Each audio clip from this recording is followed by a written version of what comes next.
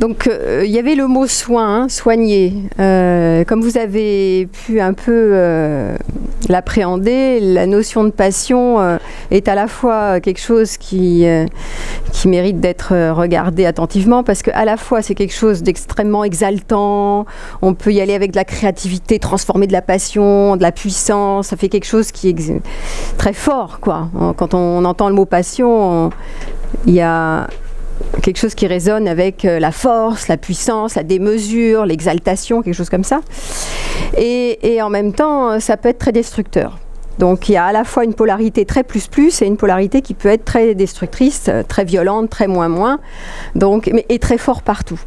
Donc c'est pour ça que j'aimais bien dans le titre soigner ses passions, parce qu'il y a quelque chose de l'ordre de prendre soin d'en soigner. Comment je peux à la fois...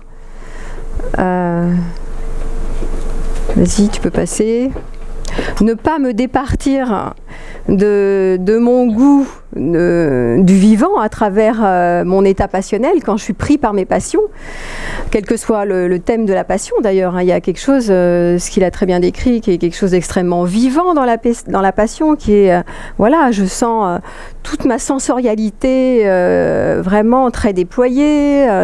Souvent dans la passion amoureuse, il y a le charnel qui s'y met, donc il y a quelque chose de très vivant, de très intense dans le côté je suis vivant et pleinement vivant, mais qui peut être effectivement très destructeur, d'où l'idée de prendre soin de ce côté vivant pour moi, mais à la fois de ne pas se nuire totalement et de s'y perdre là-dedans, et de perdre sa raison, comme on dit, hein, certains tombent fous par passion, et aveuglément passionnés, donc ils se perdent là-dedans, que ce soit dans la passion amoureuse ou dans une passion autre, sur un thème sur lequel on se mettrait à être complètement surinvesti là-dedans. D'ailleurs, en général, puisque tu avais dit la passion, c'est aussi quelque chose de l'ordre de l'obsessivité, hein, c'est compulsif, c'est obsessif, et ça investit tout mon champ de conscience. En général, quand on est passionné, on ne pense qu'à ça. Un objet, un seul, le thème de ma vie, et un surinvestissement, ce qui fait que toutes les autres sphères de notre vie sont déséquilibrées finalement. On focalise notre attention que sur un objet, et tout le reste est diminué, que ce soit la vie de famille, que ce soit la vie professionnelle, si vous êtes sur une passion amoureuse, tout le reste est passe en dilettante, et un focus est mis sur un thème. C'est ce qu'on appelle un objet. Et donc là, c'est quand même curieux ce phénomène, hein, mais si on regarde bien, qu'est-ce qui peut, aujourd'hui avec les neurosciences, on a un peu de recul là-dessus, qu'est-ce qui fait qu'on est tellement attaché à un objet, soit d'amour ou un objet professionnel, ou quel que soit l'objet de notre passion, ou de l'art, ou je ne sais pas quoi, eh ben, c'est parce qu'à un moment donné, à un instant T, on goûte, physiquement parlant, émotionnellement parlant, quelque chose d'extrêmement jouissif pour nous, quelque chose qui est vital pour nous à ce moment-là. Dans la passion amoureuse, par exemple, vous pouvez toucher un état de communion, un état de complétude, en général de plein, ce qu'on appelle le plein total. À un moment donné, vous êtes plein total. Et donc, c'est jouissif, c'est goûteux, et on n'a pas envie de perdre ce nirvana. C'est-à-dire, quand on le touche, on n'a qu'une envie, c'est de le garder définitivement, de faire un grasping là-dessus et de se dire, mais moi, je ne veux pas que ça s'arrête, ce truc. Je veux rester avec ça. Effectivement, en général, ça ne dépend pas que de nous. Dans la passion amoureuse, ça dépend d'un partenaire extérieur. Si c'est quelque chose de professionnel, vous avez dû vite vous rendre compte qu'il n'y a pas que vous au rendez-vous. Et donc, à ce titre-là, on va vite perdre ce côté définitif, et on veut y retourner à ce goût, à cette mémoire du bon qui est engrammée dans notre corps et dans notre cœur et dans notre esprit. Donc, on veut y retourner. Sauf que ça ne dépend pas de nous. Et c'est ça le bug, c'est que ça va créer ce qu'on appelle une forme d'addiction à cet état qu'on a touché à un moment donné, qu'on a rencontré, qu'on a perçu à l'intérieur de nous. Et on fait la confusion, c'est-à-dire qu'on ne distingue pas que cet état qu'on a touché en nous, on va l'approprier à la personne. C'est grâce à lui que j'ai pu toucher ça en moi. Et donc on fait une espèce de grasping là-dessus, hein.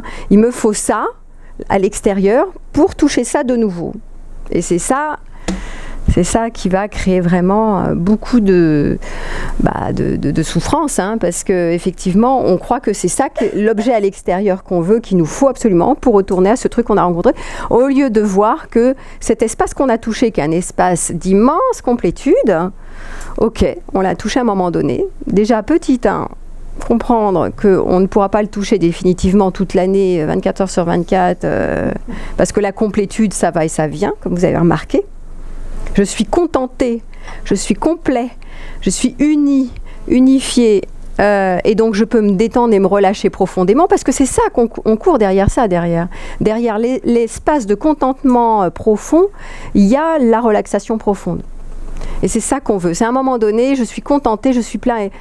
Ah, je ne suis plus en vigilance, je ne suis plus en tension.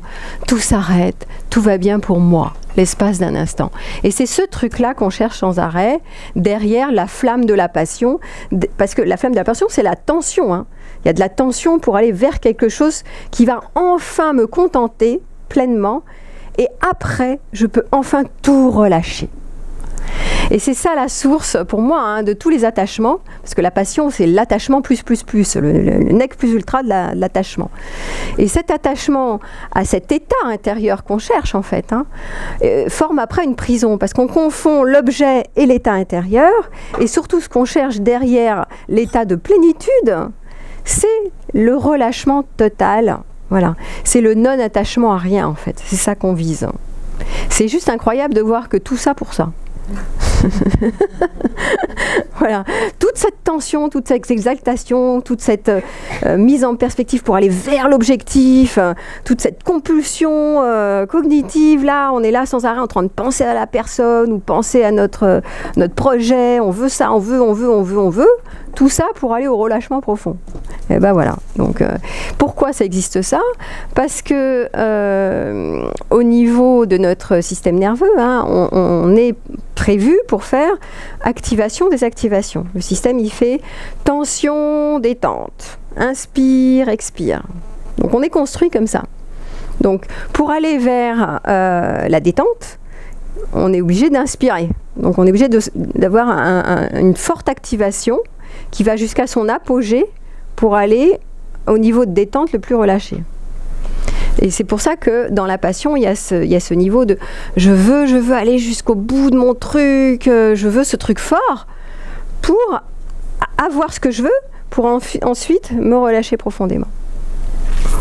Donc ça, c'est intéressant de le comprendre pour voir comment ça va se jouer en nous, cette histoire d'emprise de nos passions. Hein. On est à la fois quand c'est démesuré, que c'est excessif, mais ce que je voulais dire aussi en introduction, c'est que, ça a été dit, mais c'est drôlement important d'avoir une passion qui serait maîtrisée, de pouvoir vivre des passions parce que ça nous rend vivants. Hein, on est dans quelque chose de « Ouah, je suis traversée par le courant de la vie, je suis fortement connectée, c'est super quand je suis passionnée », mais pas dans quelque chose de démesuré. Donc en fait, l'idéal, ce serait d'arriver à maîtriser, entre guillemets, ces passions, ni trop peu. Si on est dans trop de maîtrise, et ça a été dit, si on est dans trop de rationalisation, trop de distanciation avec nos états passionnés, là, c'est-à-dire, aujourd'hui, on ne parle pas tellement des passions, on parle de la gestion des émotions. C'est le mot courant au niveau du jargon psy. C'est un peu, voilà, c'est modernisé, mais c'est la même chose en fait. Hein. Mais si on veut quand même conserver cet état d'équilibre entre quelque chose qui me rend vivant, mais qui ne me nuit pas, qui ne soit pas hyper violent, je pense que c'est important de voir cette fourchette de résilience qui pourrait être entre ni trop peu. Hein, à la fois, c'est bien de contrôler nos passions, mais si je contrôle trop mes passions, si je suis à fond sur la distanciation, sur le concept, sur « oh ben j'y vais pas, oh là les autres ils vont se faire du mal avec ça, mais moi je veux plus souffrir, ne soyons plus passionnés, restons à distance là ». Je comprends les choses, voilà, je rationalise, je suis dans le raisonnement et plus de flamme passionnelle pour moi, voilà. Donc là, je joue plus le jeu. Donc là, c'est dans l'excès du contrôle. Et quand je suis quelqu'un qui veut tout contrôler tout le temps, eh ben, je me nuis autant que quand je ne contrôle rien. Et vous allez voir hein, que c'est tout un jeu des excès. Ni trop peu. Si je veux tout contrôler, je suis toujours en train d'éviter, de me freiner, de me dire « Ah non, j'y vais pas, non, c'est dangereux ». Donc je me retiens en fait tout le temps. Et donc à me retenir, bah, je vis plus grand-chose. Je me dessèche sur place. Voilà. Donc c'est excessivement dans le non à la passion. Surtout pas. Les autres, ils ont qu'à scolter la passion et se faire du mal avec ça. Moi, pas. Moi, je vais lire de la philosophie, créer un espace de liberté intérieure, et ça aide, hein, parce que franchement, ça aide. Évidemment, les concepts vont aider. Tout ce qui va agrandir un espace de liberté intérieure va permettre de contenir cette meilleure gestion des passions maîtrisées. Voilà, évidemment. Mais il ne s'agirait pas de se retirer du monde et de la jouer, ben moi, les passions, niettes, les autres, mais pas pour moi. Voilà, moi j'ai compris, ça sert à rien, laisse tomber, ça fait trop mal. Donc je ne suis pas d'accord avec ça non plus, parce qu'on est dans l'excès inverse qui est trop peu, je me retire. Et un des concepts que j'aime bien, que j'utilise souvent, c'est le concept de Jung, les archétypes de Jung.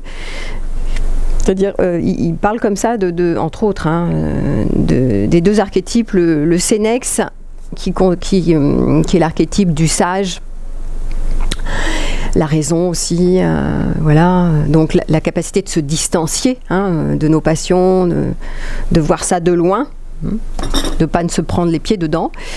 Et l'autre, c'est le puer aeternus, qui est l'éternel adolescent, qui est justement là celui qui est complètement identifié à sa passion, qui voit rouge, qui ne peut pas s'en empêcher, qui est obsessif avec ça, et qui ne voit pas clair du tout. Parce qu'à un moment donné, il n'y a pas de lucidité dans la passion. On sait qu'on se fait du mal avec ça, mais on ne peut pas s'empêcher d'y aller tellement c'est jouissif de toucher ce qu'on a pu toucher dans le contentement à une époque. Donc on veut notre truc, c'est une drogue, hein. Passion, c'est une drogue. C'est considéré aujourd'hui dans les neurosciences comme une drogue. Donc le Sénex, c'est je me retire, je comprends les choses de haut, et dans ma tour d'ivoire, je me dessèche si je fais que ça. Il y a un endroit où d'ailleurs les profils mélancoliques, hein, finissent par être beaucoup dans le Sénex, dans la sagesse, mais ne font plus partie du jeu de la vie. C'est-à-dire j'y vais plus. Bon, laisse tomber. On va pas s'emmerder. Pas souffrir. C'est un peu froid comme un monde, hein. C'est un monde froid, c'est un monde distancié, qui a beaucoup de recul, qui est utile, hein, à un moment donné, mais c'est une décision de plus y aller, dans le bain du vivant, de plus jouer la partition qui nous est donnée, parce que finalement, si on est construit avec des émotions, des pensées certes, hein, le Sénex c'est plus le monde des pensées, du rationnel. Le puer c'est plus le monde de l'émotionnel, de j'ai envie j'y vais, j'ai du désir j'y vais, j'ai envie d'agripper mon désir, voilà. Et c'est bien, c'est très vivant, mais ça manque un peu de recul. Donc voilà, donc c'est bien d'avoir une nuance, d'avoir un monde un peu nuancé entre une partie équilibrée entre le puer et le Sénex. À la fois, bah, j'y vais, et je dis toujours dans mes conférences, ne renoncez pas à l'amour, allez-y, jetez-vous, soyez total, vivez les trucs à fond, etc.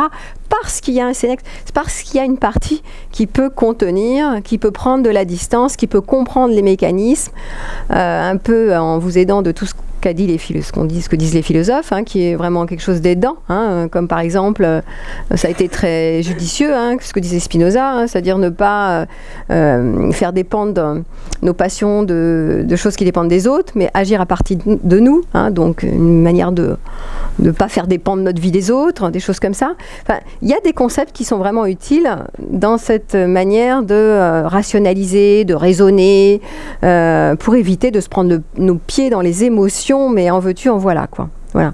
Donc réfléchissez avec ça.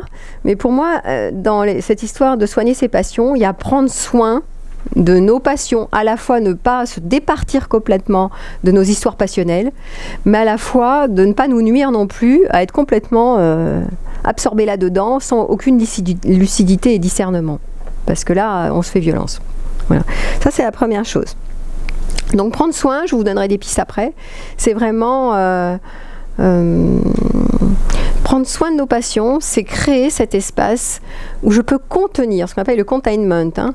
Je peux contenir le flux désordonné, chaotique de nos passions. Donc il y a un espace plus large qui voit et qui embrasse, qui tient dans ses mains cette espèce de truc chaotique, qui ne nous fait pas du mal quand même, parce que c'est vivant, à condition que ce soit mesuré. Voilà. L'attachement, donc cette histoire, vous avez vu que la passion, c'est l'attachement à un objet excessif. Donc, cette histoire, effectivement, nous crée une addiction. Hein. J'ai touché un truc merveilleux à laquelle je veux retourner, donc après, c'est une drogue. On est addict. Et il se trouve, on a vu au niveau des neurosciences, c'est que quand on est pris par la flamme de notre passion, de notre objet, là, qu'on veut absolument, sur lequel on veut s'agripper, eh ben, c'est le cerveau reptilien et le limbique. C'est les cerveaux les plus archaïques qui sont mis en branle. Et du coup, ça éteint, en même temps qu'on veut ce truc, l'objet de notre désir, ça éteint le raisonnement, ça éteint le néocortex. Eh bien, carrément, ouais. Et c'est pour ça que c'est une drogue. C'est parce qu'à ce moment-là, la volonté n'est plus au rendez-vous. La volonté, c'est les étages supérieurs. Le raisonnement, la volonté, c'est plus haut dans notre cerveau. Là, on est sur les bas étages et justement, on est prisonnier par nos émotions. On veut ce truc et on est aveuglé par ça. Parce qu'on veut retourner à ce truc de contentement. Voilà. Et donc, c'est notre drogue. Et plus on est là-dedans et plus notre volonté, elle nous fuit. Et alors, on s'en veut. On se dit, mais qu'est-ce que je fous? Je ne devrais pas. Je me fais du mal, je veux cette personne, mais cette personne, elle est nuisible pour moi. Souvent, c'est ça dans la passion. On s'attache à quelqu'un qui finalement nous a contentés, nous a donné du bon à un moment donné, mais qui, pour plein d'autres raisons, nous fait pas du bien. Mais on n'est pas fou, je dis toujours, on n'est pas maso. C'est pas qu'on n'est pas maso. On veut retourner à ce truc goûteux. Même s'il y a plein de choses qui ne vont pas dans la relation, notamment pour la passion amoureuse.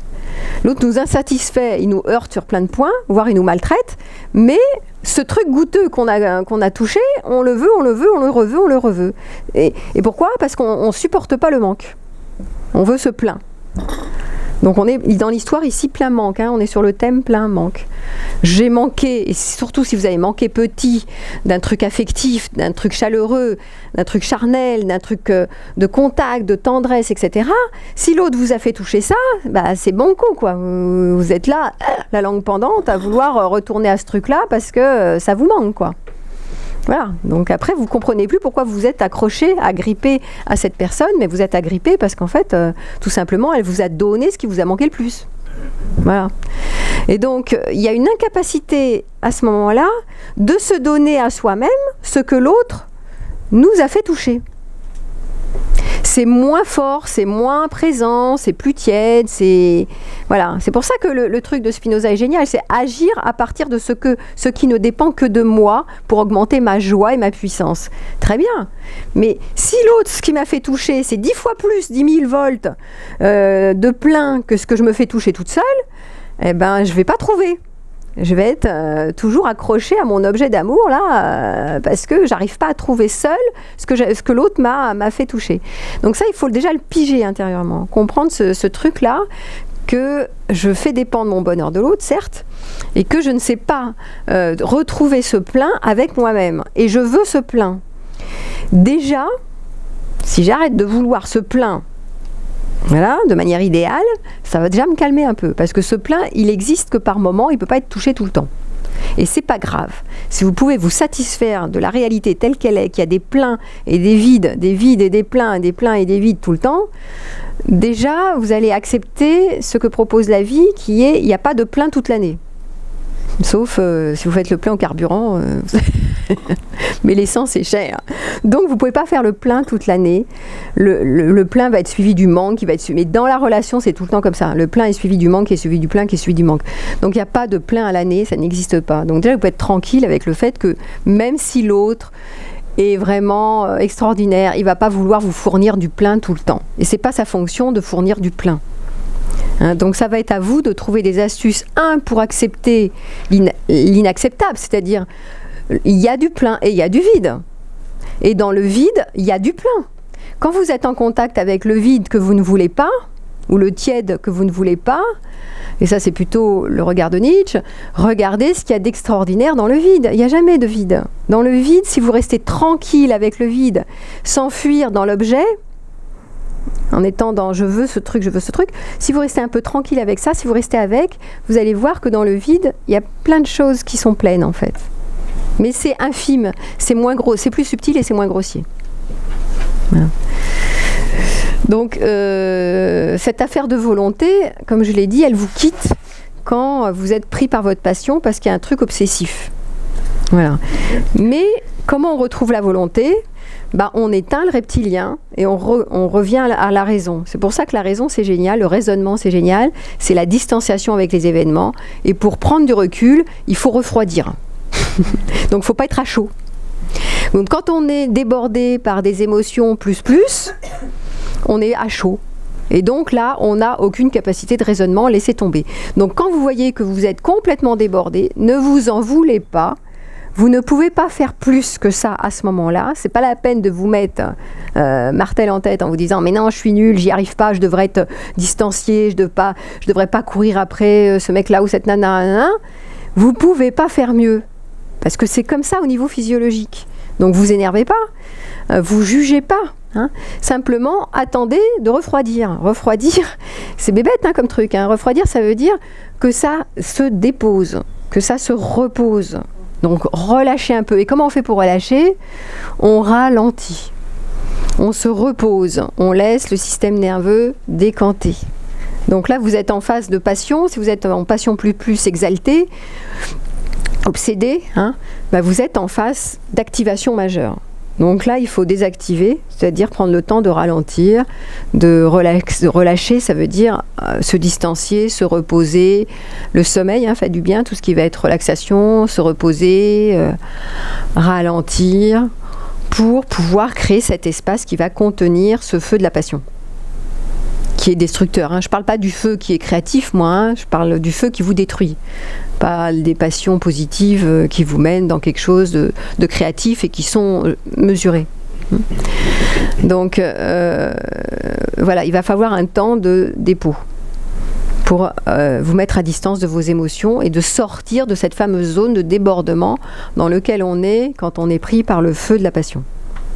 Ça s'appelle vraiment quelque chose sur lequel vous n'avez pas la main. Hein. C'est pour ça que reprendre le contrôle sur vous, c'est important en comprenant ces mécanismes physiologiques. Quand on est débordé, on ne peut rien faire. Personne ne peut rien faire. Et c'est pas la peine de vous en vouloir, personne ne peut rien faire. C'est humain, un point c'est tout. Par contre, à T+1, est-ce que je peux apprendre à voilà, prendre un peu de temps pour me reposer, pour mettre tout ça à distance, créer cet espace qui peut accompagner ce débordement émotionnel pour prendre un peu de champ, quoi. Contenir ce débordement émotionnel. Et là, il n'y a plus, c'est-à-dire on dira en assistance axalienne, on dit remettre de l'adulte. Rebrancher, reconnecter l'adulte, c'est-à-dire la raison. Voilà. Quand, je vous rappelle que dans le cerveau, quand le reptilien et le limbique est branché, l'autre est débranché, le néocortex est débranché. Donc quand vous rebranchez le néocortex, le cerveau de survie s'éteint. Parce que le feu de la passion qui vous détruit, c'est un truc de survie. C'est comme si vous avez touché un truc vital, et ce truc vital, on vous a sevré. Donc non, vous voulez pas, vous voulez retourner à ce machin. C'est pour ça que c'est une addiction. Ça a touché un besoin vital pour vous. Ça paraît niais comme ça, mais c'est ça, pour vous c'était vital. Surtout s'il y a eu des manques avant. Voilà, voilà l'affaire. Alors pour retrouver cet espace de liberté intérieure qui est vraiment la clé, ce qu'on cherche tous, comment je peux retourner à goûter un espace de liberté alors que je me vois prisonnier par ma passion, et notamment une passion destructrice. Retourner à cet espace de liberté, je vous dis, c'est voilà, de trouver des manières, des techniques qui sont les vôtres, parce que les techniques de méditation sont fort utiles par exemple, mais ce qui marche pour l'un ne marche pas forcément pour l'autre. Techniques de relaxation, de sophrologie, de sieste, de calme. Trouvez vos propres techniques pour ramener un peu de tranquillité à l'intérieur de vous pour que les émotions se déposent et qu'il y en ait moins, soient moins forts. Voilà. C'est pas faire disparaître les émotions, parce que ce serait idiot de vouloir vous départir des émotions, c'est qu'elles soient moins enflammées, pour reprendre le contrôle sur votre vie. Voilà. Et ensuite, ce que je fais toujours, et ça c'est un travail que je fais en thérapie, c'est d'amener la personne à créer un espace, ce qu'on appelle un parent bienveillant, donc comme si vous étiez votre propre parent, qui peut donner des indications à votre enfant intérieur pour faire ce que l'autre en face fait pour vous. C'est-à-dire vous donner des messages de valorisation, de reconnaissance, parce qu'on peut être addict aussi à la reconnaissance. Hein. Tu es quelqu'un de formidable, tu es beau, intelligent, bon voilà. Et donc vous pouvez être addict à plein de choses dans la relation. Hein. Donc voilà, comment vous allez vous créer en vous une partie qui va nourrir, soigner, penser les blessures du passé et vous donner à vous-même ce que vous cherchez à travers la relation, à travers l'autre, dont vous ne pouvez vous passer. Donc ça va créer quelque chose qui va vous permettre en seul à seul et qui ne dépend que de vous pour le coup, de soigner, de penser et de prendre soin de vous. Évidemment, c'est plus goûteux quand il y a quelqu'un d'autre, hein, je suis d'accord avec vous, c'est toujours plus sympa de partir dans la relation à deux qu'en seul à seul. Mais l'idée, c'est de ne pas en dépendre, de ne pas faire tout dépendre sur l'autre.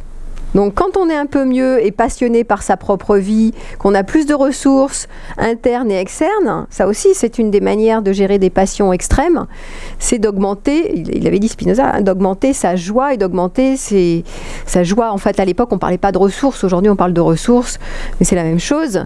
C'est les ressources, c'est qu'est-ce qui me fait du bien concrètement, qui augmente mon agréabilité, qui augmente mon bien-être, qu'est-ce qui me fait du bien dans ma vie.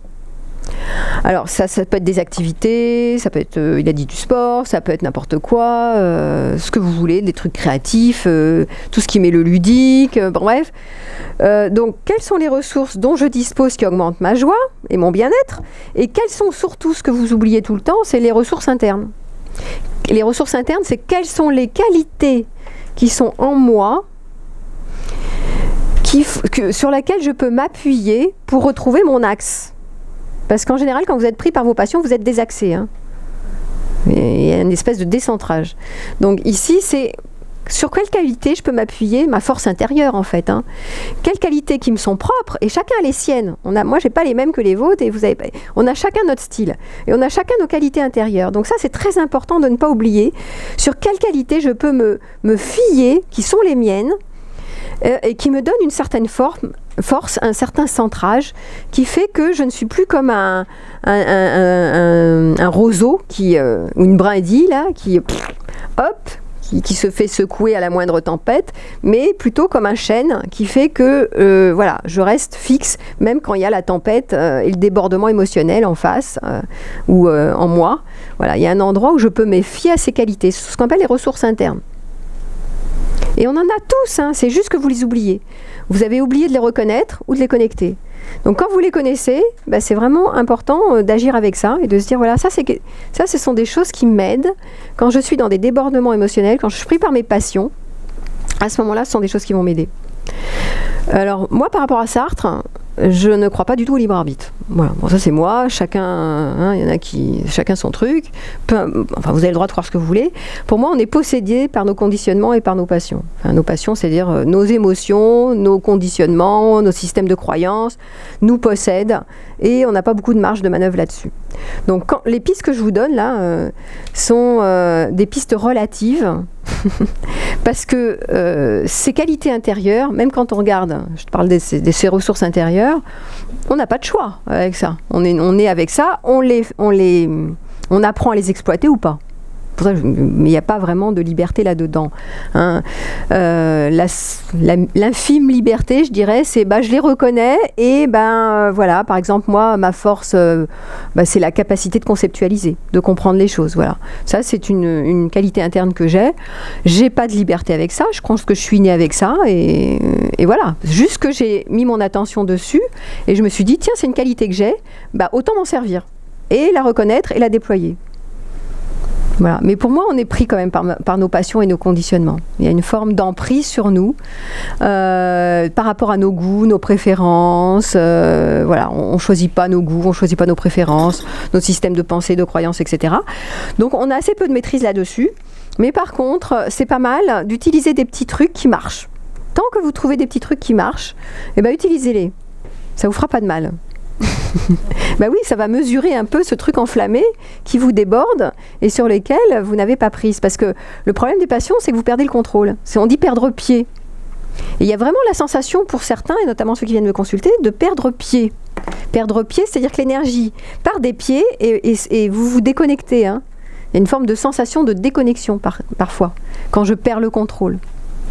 Donc l'idée, c'est de revenir à quelque chose sur lequel je reviens à mes pieds, mais vraiment pieds. Donc pourquoi est-ce qu'on fait tellement travailler en thérapie et dans la méditation sur l'enracinement? Parce que justement, on revient à rassembler l'énergie qui est dispersée et qui part dans tous les sens dans le chaos à quelque chose d'organisé qui revient dans le sol et dans la terre et dans vos pieds. Donc un truc qui marche quand même pas mal quand vous êtes pris par des passions en veux-tu en voilà mais qui vous nuisent, c'est de remettre bêtement votre attention dans vos pieds, dans vos racines, dans votre bassin, c'est-à-dire là où il y a un socle. Voilà. C'est aussi ce qu'on utilise en méditation, hein. C'est revenez là, ici, ici, ici et maintenant. Partez pas dans le passé, partez pas dans le futur, revenez là. Parce que nos passions, c'est quoi? Je vous l'ai dit, ce truc qui nous prend, c'est j'ai goûté un truc dans le passé que je veux dans le futur. Ou j'ai le regret que j'ai touché ça et qu'il me faut ça. Mais c'est la même chose. Donc on n'est pas là. Donc en fait, vous n'avez pas de disponibilité quand vous êtes dans un débordement passionnel, vous n'êtes pas disponible à ce qui se passe ici et maintenant. D'où les bienfaits de la pleine conscience, de la méditation, pour revenir ici et maintenant dans quelque chose d'ancré, hein, de plus axé, centré. Hein. Et un truc, quand vous sentez que vous commencez à être débordé par un truc enflammé, trop de feu partout, parce que la passion c'est feu. Hein. C'est... Voilà. Attendez, il y a deux formes de passion. Il y a la passion feu qui est dans le système nerveux, c'est l'orthosympathique, c'est ceux qui sont accros à tout ce qui est force, flamme, c'est la passion rouge, hein. C'est je passe en force. Ça peut être aussi je fais des efforts pour réussir, je fais des efforts pour aimer, c'est dans l'adrénaline, hein, c'est le système qui accélère. Donc on est excité, hein, c'est tous les excités qui s'excitent avec des passions. Donc ça, c'est la passion rouge pour moi. Mais il y a la passion triste, qui est la passion mélancolique, qui est la passion forme dépressive, qui est une passion inhibitrice. Donc elle est froide, celle-là. Ou tristoune, voilà, pour moi. Hein. Donc on va mettre des couleurs gris, et l'autre, elle est rouge. Mais en fait, cette passion qui est la passion de la mélancolie, de la tristesse, elle est aussi complètement, elle peut nous absorber aussi fort que la passion de l'accélération, parce que c'est une passion freinatrice en fait, l'autre, la passion triste là, qui nous mène à de la dépression dans laquelle on se ratatine complet. Mais derrière la passion de la dépression ou de la mélancolie, il y a un délire des grandeurs qui est, je vous l'explique, la dépression c'est si j'avais ce truc là, je serais tellement heureux. Si. Mais dans la réalité, il n'y a pas. Donc en fait, c'est l'écart entre ce que j'aimerais tellement, ce que je fantasme tellement, ce dont je rêve tellement, qui est idéalisé, mais qui n'est pas atteignable. Parce que c'est un truc de perfectionniste, c'est un truc absolu que je ne peux pas atteindre, puisque ça ne dépend pas de moi, et que je suis limitée et que l'autre ne peut pas me le fournir. Donc, je ne supporte pas cette réalité fade. Je veux ce truc, voilà, et je ne l'ai pas. Et donc, c'est l'écart entre le rêvé et le réel qui crée l'état dépressif. Et la mélancolie, c'est pareil. Hein. Je suis triste de ne pas voir cette beauté, ce monde qui n'est pas conforme à mes attentes. Voilà. Donc il y a une déception des attentes dans la mélancolie, dans la tristesse, dans la nostalgie, dans le désespoir. Hein. Je n'ai pas ce que j'aimerais qui existe. Je suis donc désespéré et impuissant, mais je rêve d'un monde meilleur. Je rêve d'un amoureux, machin. Je rêve. Voilà. Donc, c'est une autre forme d'emprise, hein, qui n'est pas mieux que ceux qui accélèrent comme des malades en forçant sur le champignon, en voulant absolument s'exciter pour avoir le truc, pour réussir ce qu'ils ont à atteindre. Donc voilà, deux formes de passion, hein, qui sont destructrices pour moi. Une en excès en orthosympathique et l'autre en excès de parasympathique au niveau du système nerveux, une sur l'accélérateur, l'autre sur le frein. Donc comment résoudre cette affaire? Quand vous voyez que vous êtes plutôt formaté sur l'accélérateur, il y en a qui sont formatés excitation. Je m'excite, je veux. Et je me contrôle pas parce que je veux performer, je veux réussir ce truc. C'est apprendre à relâcher, à relaxer avec ce truc, je veux ça qui va me donner ça. Oui et non. Est-ce que je peux vouloir ce qui est là? Voilà. et vivre le tiède comme quelque chose de passionnant. Ça peut être une piste. Hein. Sinon, vous allez trouver vos autres pistes pour arrêter d'accélérer comme des malades. Et de vous exciter, de vous surstimuler, parce qu'après, vous destroyez, vous déstructurez votre organisme vivant qui est limité. Hein. On est un organisme, un système nerveux sur pattes, donc vous vous déstructurez en accélérant tout le temps. Et pour ceux qui sont toujours sur le frein, là, à se coller des dépressions aux fesses, est-ce que vous pouvez arrêter d'avoir des idéaux jusqu'en haut de la tête et d'accepter la réalité telle qu'elle est le plus possible, quoi. De composer avec la réalité telle qu'elle est, pour pouvoir accepter le réel et trouver des astuces pour vous donner une vie bonne à vivre, je dirais, qui soit ni trop excessivement stimulante, ni complètement déprimante. Voilà, mais qui soit quand même une vie suffisamment bonne, quoi. Voilà, suffisamment agréable. Mais si vous cherchez, si vous quêtez le super agréable, vous êtes mort. Parce que le super agréable, vous n'allez pas le tenir pendant toute l'année. C'est juste pas possible. C'est comme cette histoire de bonheur. Croire qu'on peut toucher et se connecter au bonheur et l'agripper et le tenir tout le temps, c'est pas possible. Le plein ne peut pas être tenu tout le temps. Donc, est-ce que vous pouvez faire?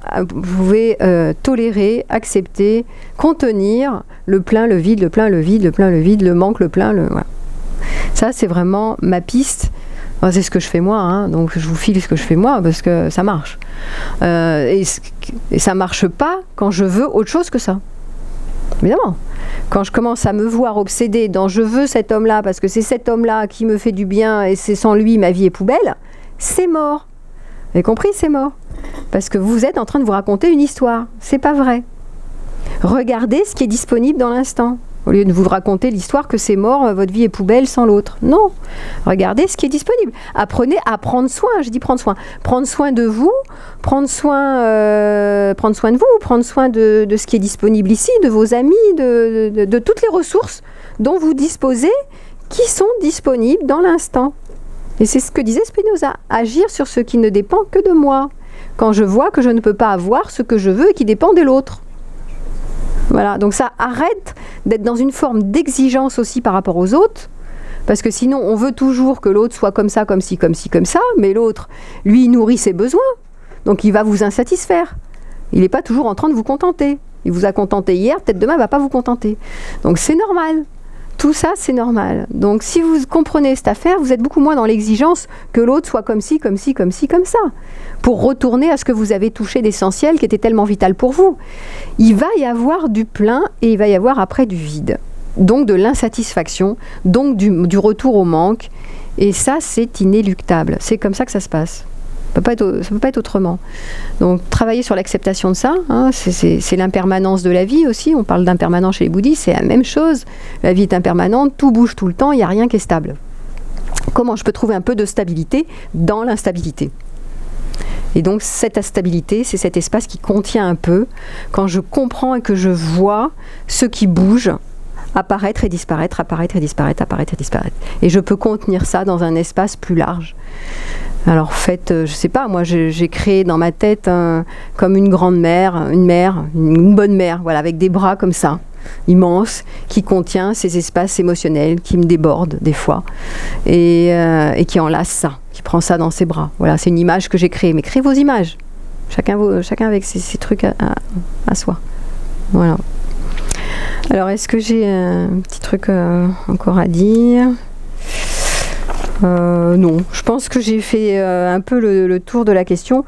On peut faire 2 minutes d'enracinement. Je vais vous faire un petit espace d'enracinement pour que vous puissiez... Hop, on peut le mettre là-bas. Que vous puissiez, quand vous êtes...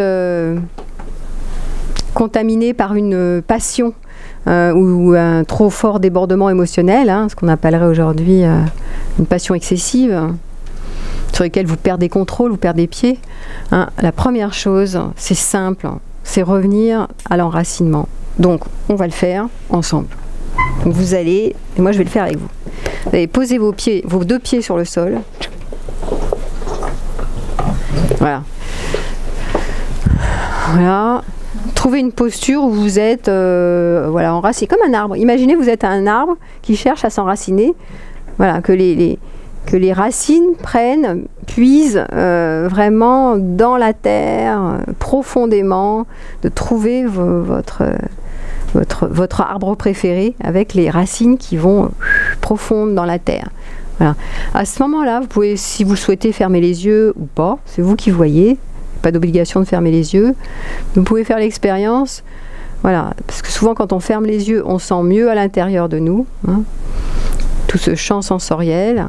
Vous pouvez vous connecter à votre champ émotionnel, hein, à voir voilà, s'il y a beaucoup d'émotions, s'il y a peu d'émotions, aussi l'état de fatigue, si vous êtes fatigué, etc.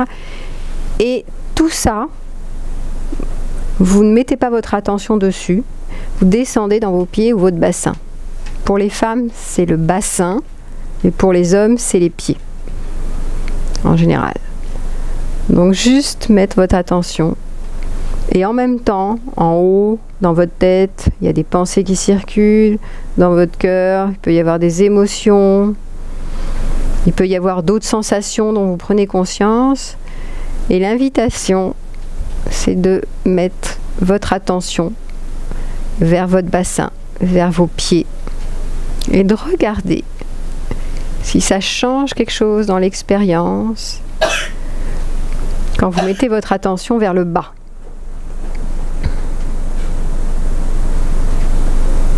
Voilà. Prenez le temps de respirer tranquillement et regardez quel est l'endroit maintenant le plus stable dans votre corps. Est-ce qu'il y a un endroit qui est un peu moins dérangé, un peu plus tranquille, un peu plus enraciné? Est-ce que vous sentez votre poids dans votre bassin? Est-ce que vous sentez vos os qui sont appuyés sur la chaise? Voilà. Et juste vraiment de rester un petit moment, si c'est possible, connecté à cette sensation de plus grande stabilité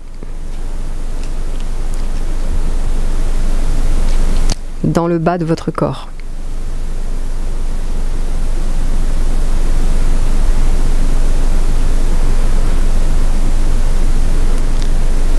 Évidemment, il n'y a rien à changer, il n'y a rien à transformer. Il y aura juste à inclure tout ce qui vous traverse en prenant note de ce qui est présent dans votre champ de conscience et en restant visuellement en contact avec l'enracinement. C'est tout. Rien à changer, rien à transformer, rien à faire de différent que ce qui est là.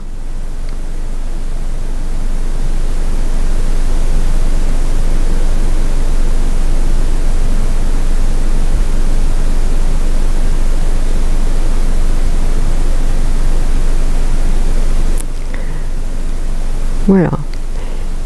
Et vous pouvez rester avec cette qualité qui vous est personnelle, de votre propre enracinement, de goûter cette sensation qui peut être parfois agréable. Et puis petit à petit, vous rouvrirez les yeux quand vous serez prêt et prête, tout en gardant le goût de cette sensation agréable. Si ça a été visité pour vous, d'être plus stable quelque part, de trouver un endroit de stabilité en vous.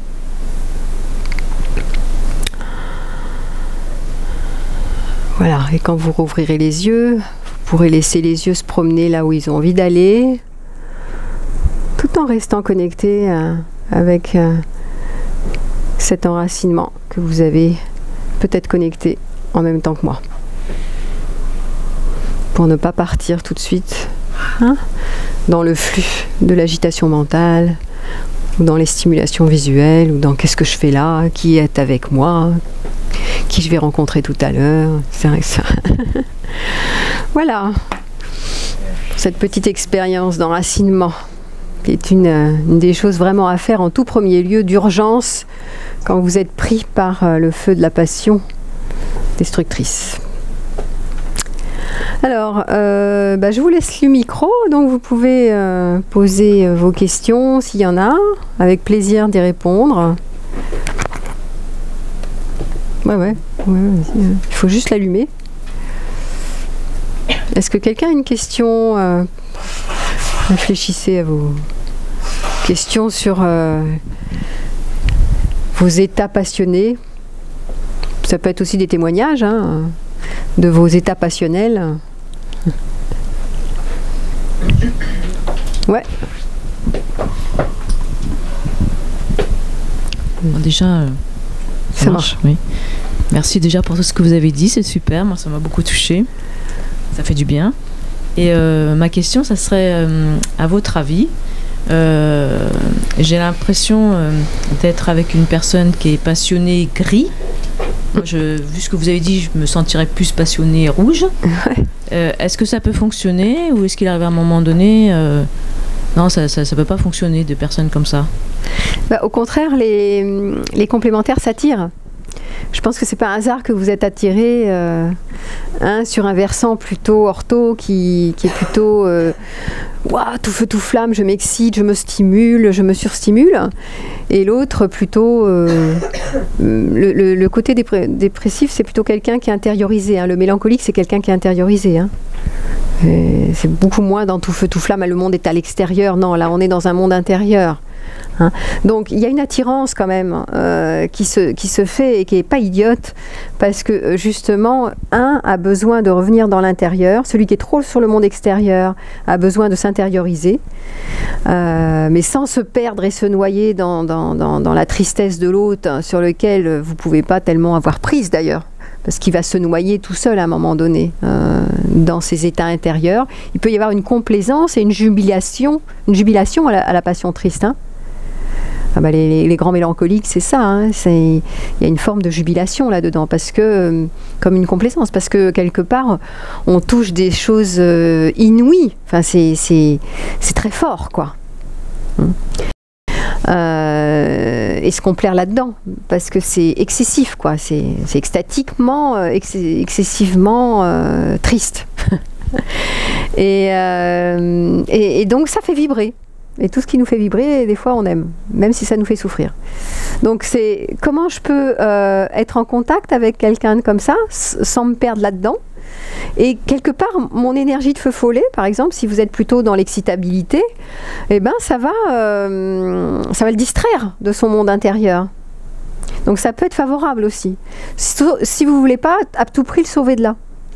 Parce qu'on ne peut pas sauver l'autre à son insu, on ne peut pas aller sortir de là à un moment donné, parce que vous allez vous perdre là-dedans et d'éteindre sur lui. Donc il ne s'agit pas de d'éteindre sur l'autre, mais ça peut le distraire, parce que vous êtes un peu excité sur le monde extérieur. Alors ça peut l'agacer, mais ça peut le distraire aussi un peu. Mais l'idéal de ce que j'ai repéré pour les gens qui sont un peu dans des passions tristes comme ça, c'est de les laisser un peu dans leur monde intérieur, et puis après de leur proposer une petite distraction, de faire quelque chose avec, pour revenir dans le réel, en fait. Sortir d'une espèce d'imaginaire, parce que c'est l'imaginaire, un imaginaire d'un idéal qui n'est pas. Donc là, ils se racontent des cracks, en fait. Donc de revenir à des petites choses qui sont concrètes et qui font du bien, qui sont agréables. Ça aide un peu celui qui est dans des passions mélancoliques, tristes, à sortir de son monde intérieur. C'est un film, on se raconte des films. De toute façon, on se raconte tous des films. Donc, que ce soit, il l'a dit, c'est l'imaginaire qui nous piège. Donc, revenir là sur des petites choses agréables, ça peut l'aider. Et en général, celui qui est dans des passions rouges, il est un peu plus dans le concret, il est en général plus pragmatique que celui qui est dans un monde intérieur et plongé dans une abîme intérieure dans lequel personne ne peut rentrer, dans un truc d'idéal et de folie des grandeurs. Il s'enferme dans son monde, quoi. Oui, il s'enferme dans son monde. C'est pour ça que, en fait, ce qui aide, c'est la réalité telle qu'elle est, qu'on ne voit plus quand on est dans un monde imaginaire. Donc la réalité, c'est on va manger, on va prendre un petit thé, un petit chocolat, un petit truc, un truc concret. On fait du bricolage ensemble, on fait un petit machin ensemble concret pour se distraire de ce monde imaginaire dans lequel on est complètement enfermé et dans lequel on se raconte un film, quoi. Et là, l'émotionnel, parce que le problème, c'est que nos pensées nous créent tout de suite une interaction avec nos émotions. Mais quand il y en a trop, on est débordé, on se shoot à des cocktails. Là, c'est pas dopaminergique pour le coup. Là, c'est tout le système dépressif. Donc, c'est le système freinateur. Donc là, donc forcément, là, il y a tout le cocktail chimique qui va avec. Moi, j'ai l'impression qu'il est trop cérébral. Trop cérébral dans la tête et comment faire revenir l'autre. Des petits trucs concrets, je vous dis, des petites actions concrètes, voilà, des petites choses ordinaires. Cherchez pas la folie, montez pas sur les grands chevaux. Parlez pas des heures sur des trucs conceptuels, machin, c'est déjà intellectuel. Ça va pas l'aider parce qu'il va s'exciter sur le monde des idées. On va parler d'idées inadéquates. Donc on est plutôt dans des petites choses concrètes, voilà, qui font du bien, qui sont ressourçantes. Ressourçantes, c'est-à-dire qui mettent un peu d'agréabilité dans le corps. Donc, quand il y a quelqu'un qui est trop intello, il faut ramener dans le corps. Des choses agréables dans le corps. Voilà, des fois, j'ai des petites choses. Le plaisir corporel, le prendre dans les bras, faire des câlins. Enfin, je sais pas, des petites choses qui vous paraissent simples et qui ramènent un peu dans l'axe. Et qui éloignent de l'énergie qui est remontée dans la tête ou dans l'imaginaire. Voilà. Mais quelque part, elle se fatigue aussi. C'est ça, c'est un peu toxique. Alors, vous vous fatiguez quand vous... Oui, tu te fatigues quand tu cherches absolument à faire quelque chose pour l'autre, quand tu veux l'en sortir. Donc là, tu es dans ton côté sauveur. Parce que moi, je veux qu'il... Oui, toi, tu veux qu'il retourne... Oui, parce que toi, tu veux qu'il te contente. Oui, mais l'autre est insatisfaisant par essence. Est insatisfaisant parce que tu peux pas toucher le plein que tu as touché tout le temps avec lui. Donc lâche-lui la grappe. Trouve, pendant que lui est dans son film dépressif et qu'il est noyé dans son truc, il va se remonter tout seul à un moment donné. Tu peux l'aider un peu, mais pas tant que ça. Donc il faut qu'il prenne un temps de solitude pour trouver ses propres ressources. Pendant ce temps-là, toi, tu agis sur ce qui dépend de toi pour te remonter le moral. Sinon, tu fais dépendre tout sur l'autre. L'autre doit te contenter. Mais non, l'autre, il ne peut pas te contenter. Et en plus, quand il est mal, il est mal. Donc il peut encore moins te contenter. Donc lâche ce truc. Lâcher, ça veut dire arrêter de croire que l'autre peut tout pour toi. Dire, retrouve tes bases, retrouve tes ressources propres, tes qualités, j'ai parlé de qualités en toi, ou tes ressources externes, tous tes amis, tes activités, ce qui te fait du bien, mais arrête d'attendre de l'autre ce que l'autre ne peut pas fournir. À ce moment-là, il ne peut pas fournir. Si à un moment donné... Attends, passe-lui le micro. Mais si à un moment donné, elle lui a donné justement cette passion rouge, oui, et qu'il y a pris goût, et qu'il est en demande, comment ça se passe?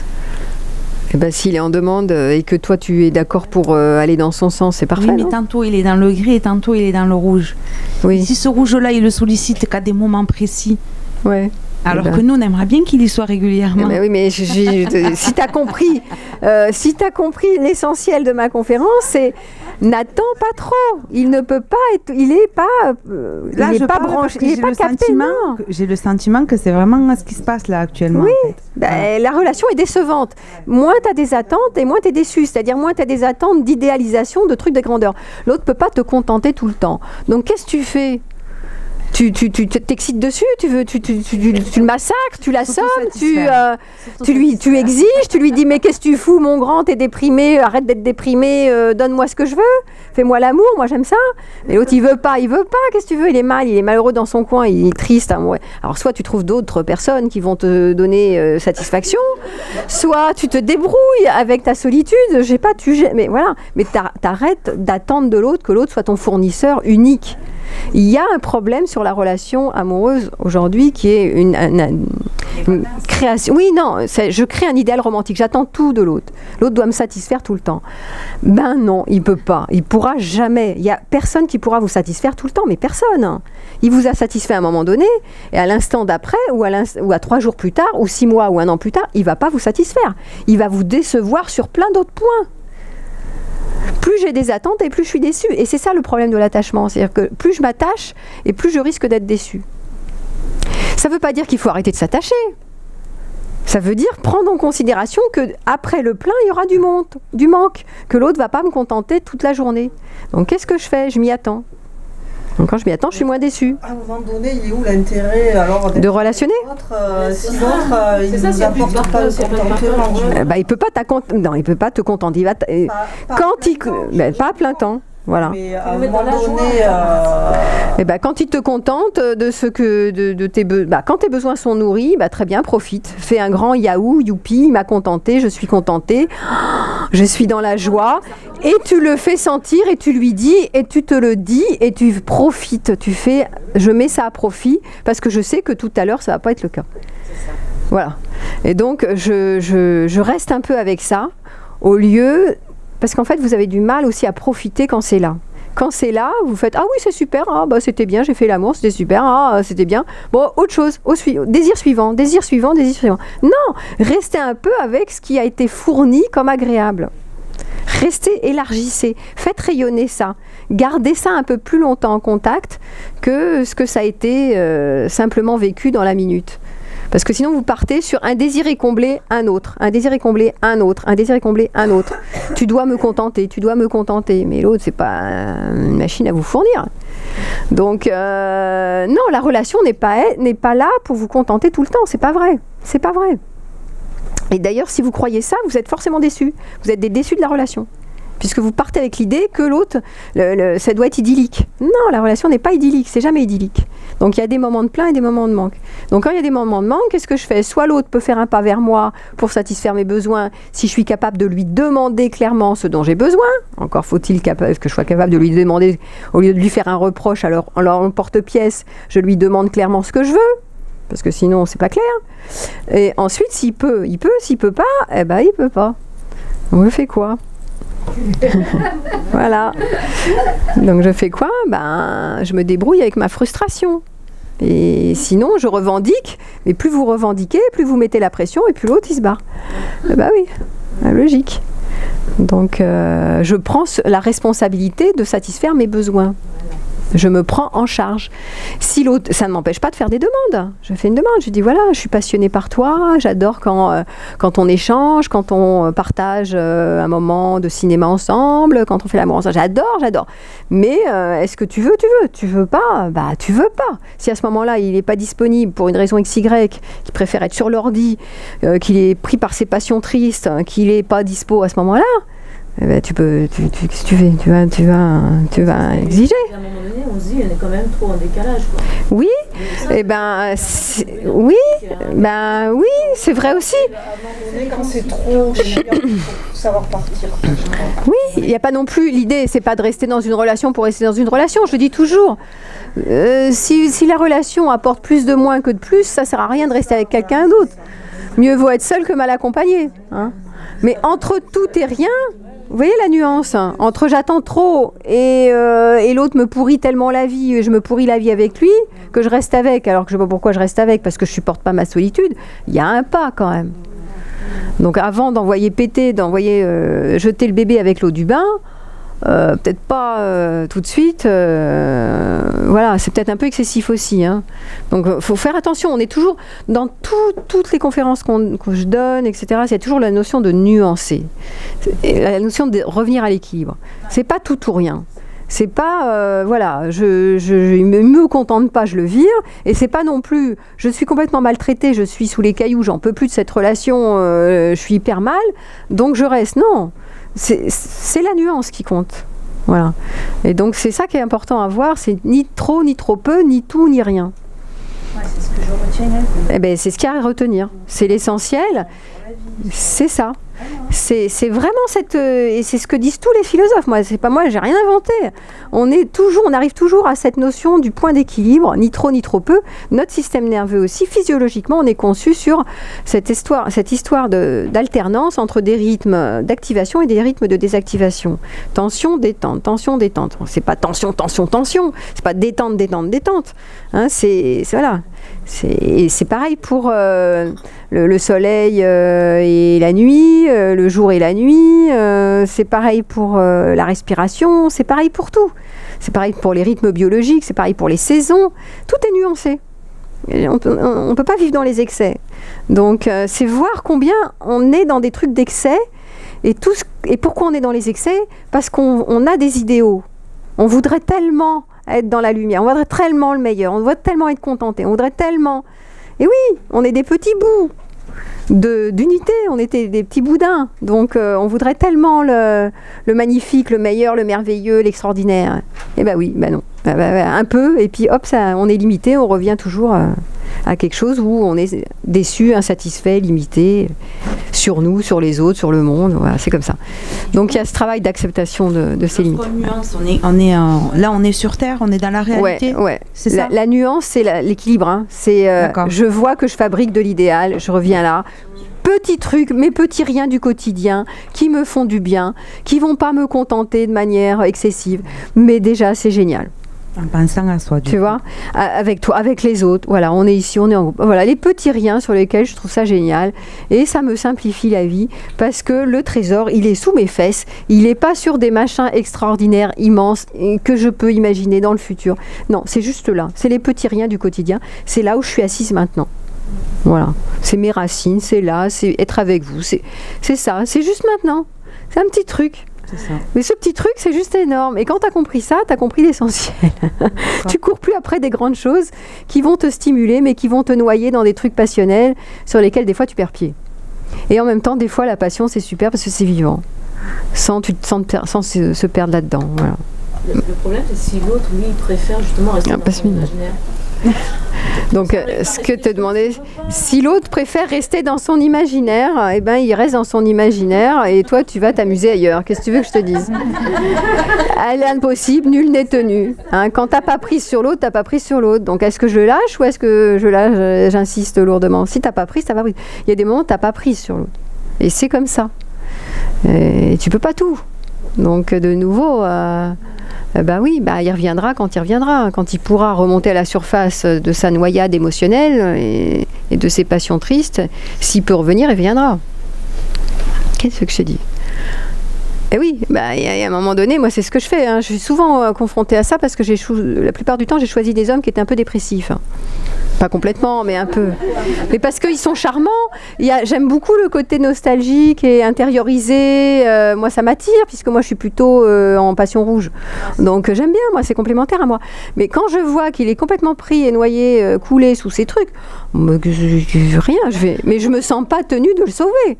Mais je sais très bien qu'à ce moment-là, il peut rien. Je peux rien, il peut rien. Et ben, c'est pas grave. Je suis confiante dans l'idée qu'il va trouver ses propres ressources pour que ça passe. Et quand ça sera passé, ben voilà, moi pendant ce temps-là, je fais du sport, je vais voir mes amis, faire autre chose. Hein. Je fais de la cuisine, enfin je m'occupe. Hein. Je fais mes trucs à moi. Et après, voilà, une fois, on va se retrouver à un moment donné où c'est possible de se retrouver. Mais j'attends pas trop, j'attends pas tout. Et je me dis pas, c'est moi qui suis capable de le remonter. Hein? Et quand je me sens impuissante, j'accepte mon impuissance. Je me dis, je suis impuissante, qu'est-ce que tu veux que je te dise? Et si ça dure 2 ans d'histoire pendant lequel il est noyé dans sa dépression, oui, mais moi, là, à ce moment-là, il faut se faire soigner quand il y a trop de... Quand c'est trop fort, quand les passions sont trop fortes, c'est sûr que là, c'est mieux de se faire aider, accompagner. Alors, les antidépresseurs, ça sert à ça aussi. Ils ont trouvé des trucs, hein, quand les antidépresseurs, et hop, les passions, camisole chimique, et sous camisole chimique, vous voyez la vie en Walt Disney, quoi. Enfin, ça vous transforme, la chimie, ça vous transforme, quoi, votre personnalité. Hein.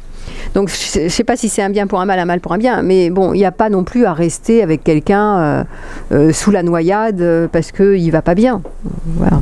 Je rappelle, mieux vaut être seul que mal accompagné. Mais après, des fois, c'est dur parce qu'on est... Passe le micro. Et oui, mais tu peux l'aimer très fort, oui. Si on se rend compte effectivement que peut-être on est arrivé au bout parce que la personne, elle est dépressive, elle a pas du tout, elle peut pas, voilà.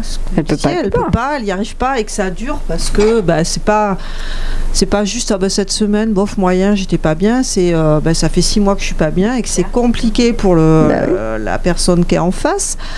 Du coup, je comprends que c'est à un moment donné. Oui, mais tu peux l'aimer. Faut partir, mais c'est super compliqué. Ou te distancier. On a mis des sentiments derrière. C'est une relation. Il n'est pas question d'enlever l'amour. Il est question de voir comment je me protège. Protéger, ça veut dire je trouve mes ressources en moi, avec d'autres, avec mes activités, avec mon boulot, avec juste mes enfants, avec n'importe quoi. Comment je trouve des ressources pour pouvoir soutenir cette relation si je veux rester avec. Ça veut dire pas trop attendre de l'autre. Voilà, moins attendre de cette relation qui ne peut pas fournir ce que tu as touché à un moment donné, même si tu es en amour. C'est ça, être en amour. Être en amour de sa limite. Être en amour de ta limite. Et oui, il y a un travail d'acceptation à faire, c'est sa limite. Quand il est mal, il est dans quelque chose qui le dépasse, il ne peut pas faire mieux, il est pris par son truc de passion triste, il ne peut pas faire plus, il est comme ça. Et pendant ce temps-là, bah toi, qu'est-ce que tu fais de mieux pour toi, instant après instant? Tu vas pas trouver la baguette magique, hein? Tu vas pas trouver un truc... Il n'y a pas de baguette magique à ce moment-là. Il y a une baguette magique. Oui, c'est quoi la baguette magique? Il y a une phrase... Alors tu peux lui donner le micro. Je suis désolé, je suis... Vas-y, c'est quoi la baguette magique? On est tous... on est tous tout oui. Non, il n'y a pas de... Non, ce que je veux dire, il y a des phrases qui aident. Notamment, il y en avait une, je me rappelle, je sais pas si vous avez vu un film qui s'appelait, comment ça s'appelait? Ah oui, Little Buddha de Bertolucci. Et en fait, il y avait un truc assez drôle. Je fais un peu de musique comme ça, et en fait, c'est sur la dissonance, sur l'harmonie et la dissonance. Et donc en fait les relations entre les gens c'est une harmonie ou une onde ou quelque chose qui passe entre les êtres. Et ce qui est très drôle, c'est que c'était une phrase qui était censée être dédiée au Bouddha. Bon, j'y crois pas, on s'en fout un peu, c'est pas trop le truc. Mais il était donc sur une barque comme ça avec son ami, et puis à un moment donné on voit un joueur de sitar qui est en train de jouer, et voilà, et en fait il quitte ce qu'on appelle, il a l'éveil, et il quitte son état de méditation, etc.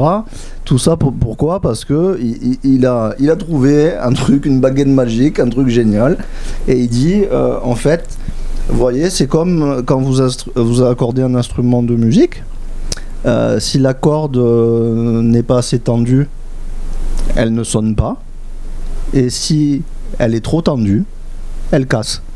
Donc c'est ce qui se passe aussi dans une relation. Bah oui. C'est-à-dire qu'il faut pouvoir avoir un peu de tension, mais pas trop. Un peu de tension et d'attention quotidienne. Mais pas trop. Mais pas trop. Parce que si on emmerde les gens se cassent. C'est ça. Donc c'est comme la corde. Donc c'est ce qui s'est passé pour moi. Et depuis tout à l'heure, on parle un peu de... On parle de ça, oui, de cette question de nuance. Ni trop, ni trop peu. Ni trop de tension, ni pas assez de tension. Voilà. Oui, tout à fait. Oui, on revient à ce remède de sagesse, qui est la recherche de la voie des milieux, la recherche de l'équilibre, ni trop ni trop peu. Voilà. Ouais. Eh bien, merci à vous, merci à Eric. Et puis, fort agréable.